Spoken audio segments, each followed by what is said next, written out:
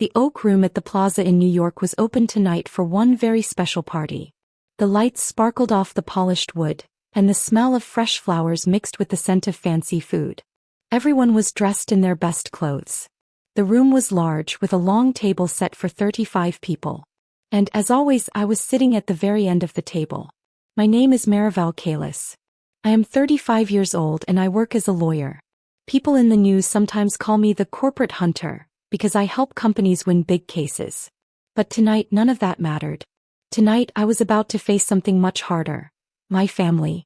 Earlier this year at my father's retirement party, my younger brother had made fun of me in front of everyone.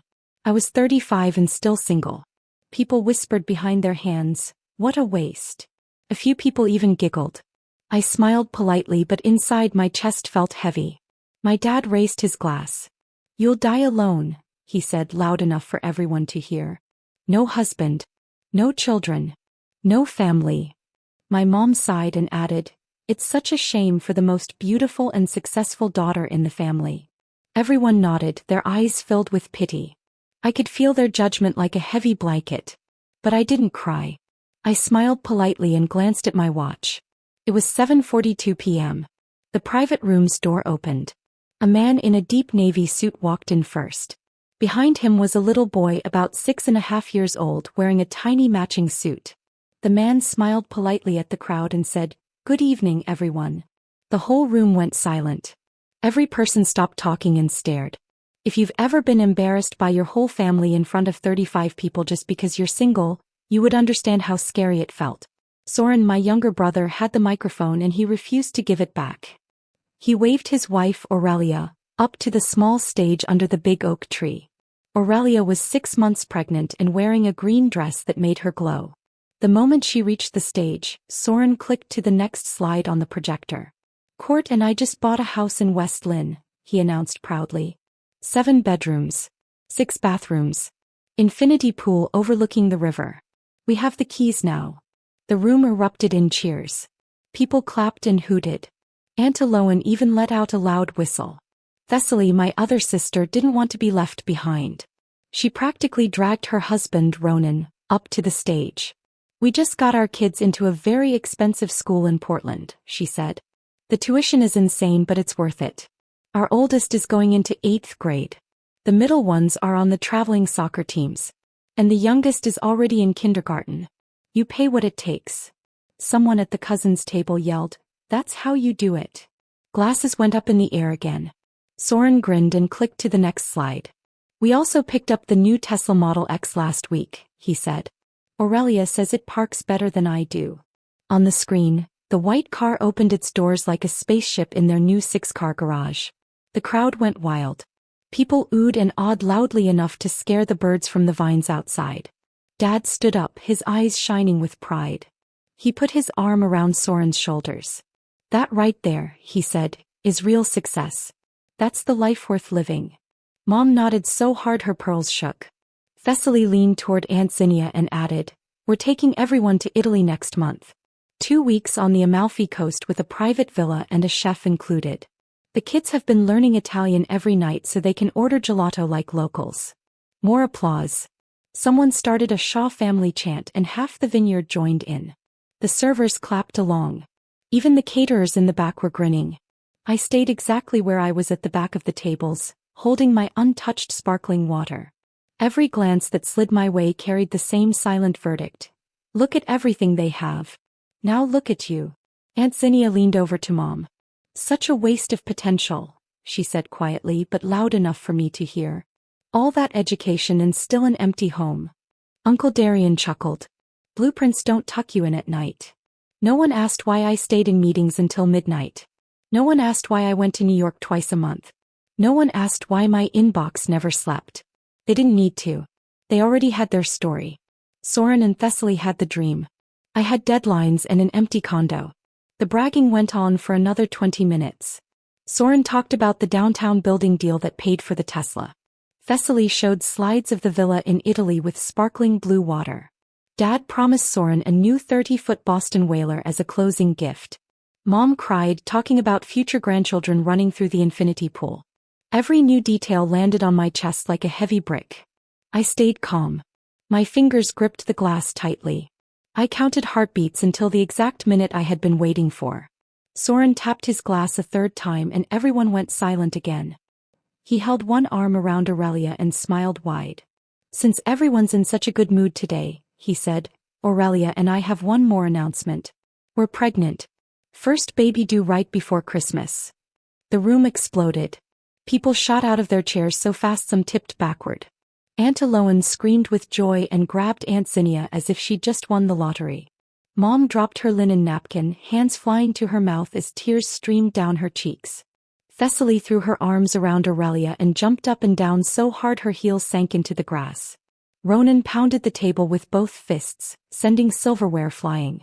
Someone popped a bottle of 2019 Reserve Pinot Noir, and foam sprayed over the front row. Strangers hugged strangers. Phones went up in every direction, flashbulbs popping. Dad stood slowly, eyes glassy, and raised his glass. "To the next generation of Shaws," he roared. The toast rolled across the rows like a tidal wave. Glasses clinked, cheers erupted, and someone started a Shaw chant. Half the vineyard joined in. Soren stood in the center, drinking every second. Then he turned. His eyes found me. He raised his glass one last time and shouted over the dying cheers, making sure the last row heard every word. 35 and still single. What a waste. The laughter came back twice as loud. A couple of cousins echoed it. Some people even clapped like it was the joke of the year. Mom, still wiping her tears, managed to say, "We just want you happy and settled, sweetheart." Thessaly added, "Plenty of fish in the sea. Don't wait too long." Aunt Zinnia shook her head slowly. Uncle Darian leaned toward a man beside him and muttered, "Careers don't push wheelchairs or change adult diapers." The entire table snorted into their wine. Dad walked toward me for slow steps and stopped less than 6 feet away. He stared straight into my eyes. His voice dropped to the low, icy tone he used in boardrooms. "You'll die alone, Bellamy. No husband, no children, no family. Just you and your drawings." The whole vineyard went completely silent. Glasses hung in midair. Phones slipped from fingers and clattered on the wooden floor. Even the breeze through the vines seemed to stop. Every single person stared at me, waiting for me to cry, scream, or walk out dramatically. I didn't move. I just smiled slowly and glanced at my watch. It was 2:15 p.m. right on the dot. I set my glass down on the nearest oak table with a soft, deliberate clink. For the first time all afternoon I spoke. I let my voice carry easily across the rows of vines. "I've been waiting for the right moment to share a couple of things," I said. 60-plus heads swiveled to look at me. Phones dipped. Forks paused halfway to mouths. Dad's eyebrows climbed so high they nearly disappeared into his hairline. "I am the lead architect on the Portland International Airport expansion project," I said. "It's a $3.2 billion contract, the largest infrastructure job the state has ever seen. My name was on the cover of Architectural Digest 2 weeks ago. I made 8 figures this year, 7 figures every year before that." I let the numbers settle. Aunt Eloane's mouth formed a perfect circle. Uncle Darian froze, his glass stopped an inch from his lips. A cousin in the back whispered, "Holy shit," before his wife elbowed him. Soren recovered first, forcing a laugh that cracked halfway through. "Congrats, sis. Really? Money's awesome. Still doesn't change the fact that you go home to an empty bed." Thessaly jumped in immediately, smirking over her champagne glass. "Exactly. All the magazine covers in the world don't tuck you in at night or ask how your day was."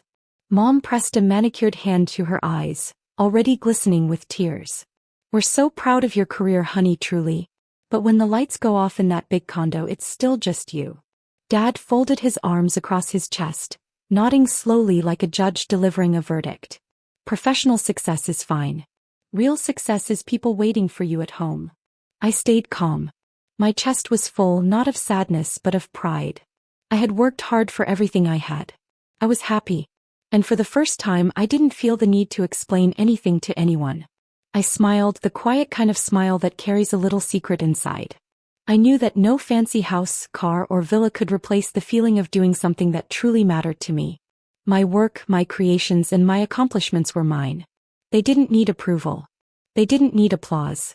And in that moment, standing at the back of the room holding my untouched sparkling water, I felt stronger than I had ever felt before. The world might see me as alone, but I knew the truth. I was exactly where I needed to be. Aunt Zinnia leaned forward, her voice dripping with pity. Private jets don't push swings at the park, Bellamy, she said slowly, like she was explaining something very serious. Aunt Eloan quickly added, or hold your hand in the hospital.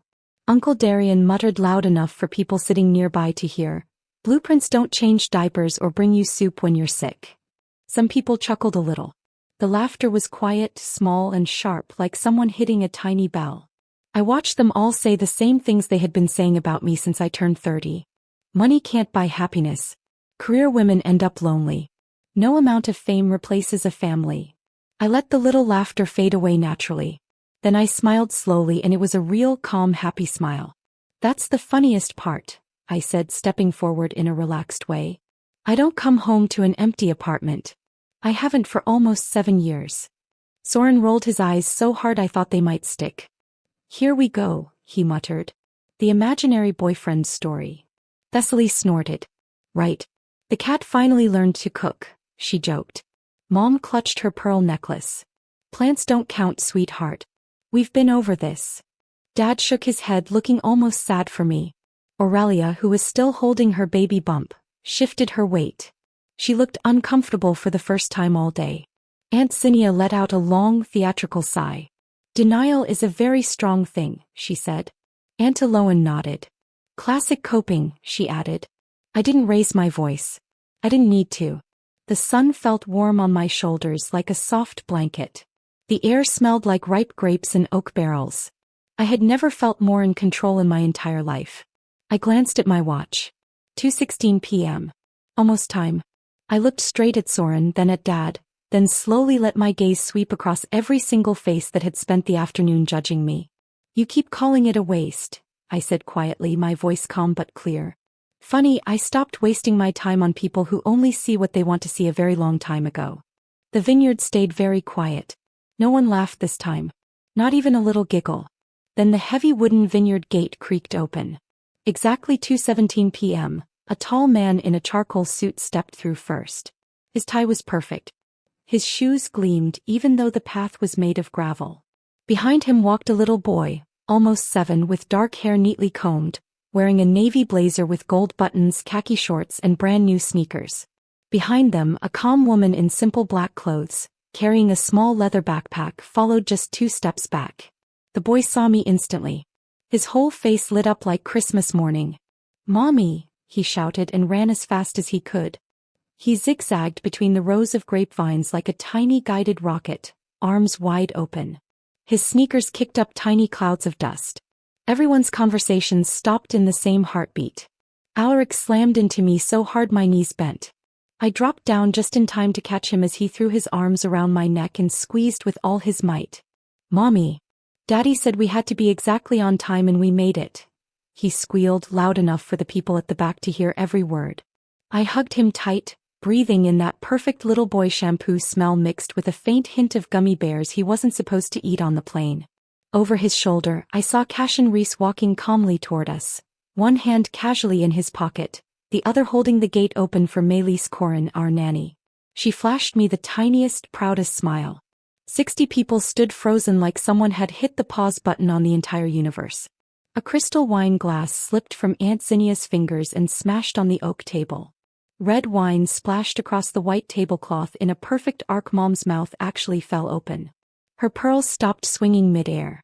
Dad's face drained of every drop of color beneath his golfer's tan. Soren's microphone arm dropped like it had suddenly become dead weight. The speaker let out an ugly electronic screech that echoed off the hills. Thessaly's phone, still recording, tilted dangerously and almost hit the grass. Someone at the cousins' table whispered loud enough for half the vineyard to hear, "Did that kid just call Bellamy mommy?" Another voice, higher and panicked, said, "There's a man and a nanny. What the hell is happening?" Alaric pulled back a little and looked at the silent crowd with a huge, proud smile like he had been invited to perform on a stage.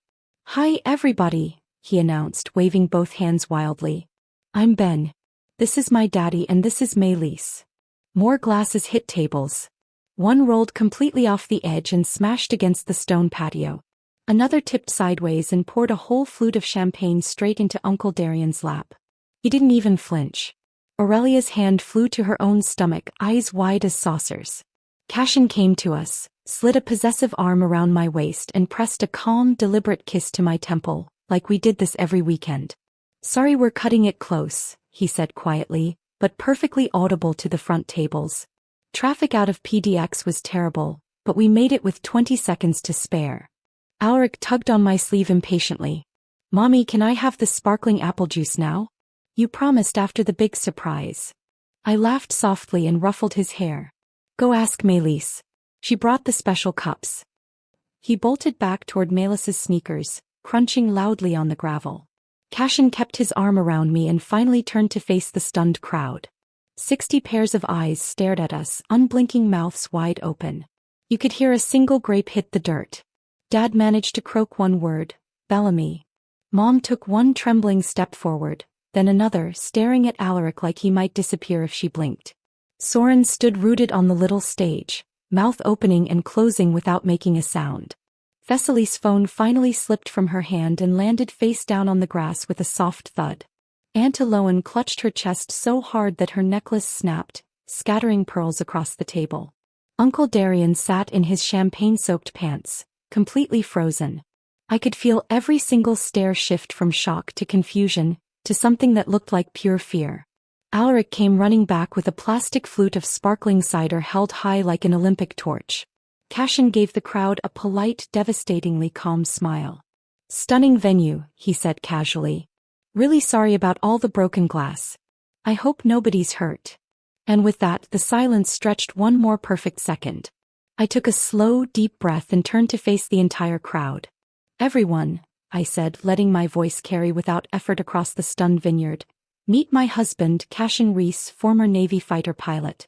He now owns Reese Airways with 37 aircraft for private charter flights from Seattle to DC, and a few international routes most people have never heard of." Cashin gave the smallest, most courteous nod, the same one he uses when greeting senators. "And this," I continued, gently placing my hand on Alaric's dark hair, "is our son Alaric Cashin Reese. He'll be 7 in 4 months." Mom let out a sound that was half gasp, half sob, and actually staggered one step sideways. Dad's face went pale gray in seconds. I looked straight at Soren first, then Thessaly, then finally let my gaze rest on Mom and Dad. "For 8 full years, I said slowly, measuring every word, "not one of you ever asked a real question about my life. Not once. You saw what you wanted to see. A single lonely career woman because that story was convenient. You never asked who waited for me at home. You never asked why I sometimes disappeared for weeks. You never asked why my Christmas cards were always signed only with my name." Soren opened his mouth. Then I closed it. I tried again. We just thought." I cut in, calm and ice cold. "You assumed. And every time you assumed, you reminded me exactly why I stopped sharing." Cashin spoke next. His voice was smooth, deep, and perfectly polite, the kind of voice that makes boardrooms go quiet. "We got married 8 years ago," he said, sliding his arm around my waist again. "Simple ceremony at the King County Courthouse in downtown Seattle. 2 close friends as witnesses. Bellamy wore a knee-length white dress she found in a boutique on Capitol Hill. I was still on active duty, fresh off a carrier deployment. We decided to keep it private until the timing felt right. Turns out the timing never felt right until today. Alaric arrived 11 months later. Best surprise we ever planned for. He was born at Naval Hospital Breton. I cut the cord while still in uniform. Alaric, completely unaware he was standing in the middle of a family earthquake, looked up at the silent crowd and shouted at full volume, "Daddy has his own airplanes. Lots and lots. We flew here on the biggest one. It has beds and a shower and everything. And last month we went to Disneyland on it and Mickey came on board." Aunt Eloan actually whimpered and clutched her broken necklace. Uncle Darian's champagne-soaked pants were still forgotten.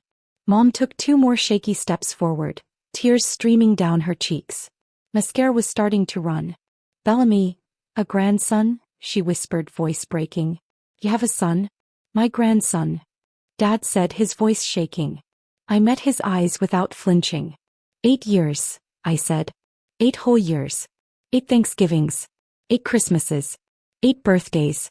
8 firsts you never knew about because every time I walked into a room, you reminded me I was failing at the only thing that apparently mattered to this family. Soren tried again, quieter, almost pleading. We didn't mean it like that. You did, I said simply. Every single time you said it, you meant it. Cashin's grip on my waist tightened just enough to remind me he was right there. Thessaly finally retrieved her phone from the grass, hand shaking so badly she almost dropped it again. Aurelia stayed frozen, one protective hand still on her bump, looking like someone had just been told the sky was green. I looked around at every face that had spent the afternoon pitying me, lecturing me, writing my story without ever asking for the real one. 8 years of choosing peace over their approval. 8 years of building a life so full it never needed their validation.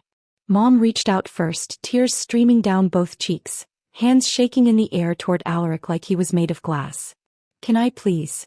Can I just hold my grandson once? She begged, voice breaking on every syllable. Dad was right beside her, arms open wide. Bellamy, honey, we're so sorry. We didn't know. Let us hug him. Let us make this right, please. Soren stumbled down the 2 steps from the little stage. His face was blotchy and pale. Sis Bellamy, I swear I didn't know. I'm sorry. I'm so sorry. I was an idiot. Please forgive me. Thessaly was openly crying now, loud and messy. Mascara ran down their faces in black streaks. We were awful. All of us. We said mean things about you and we were wrong. Please don't punish the baby because of our mistakes. Aunt Eloan and Aunt Zinnia held each other tightly, crying into each other's shoulders. Uncle Darian stood up, his pants soaked in champagne, his mouth forgotten, not making a sound at all. Aurelia stood frozen, one hand on her baby bump, tears slowly sliding down her cheeks. The entire vineyard had gone from quiet to messy, desperate begging.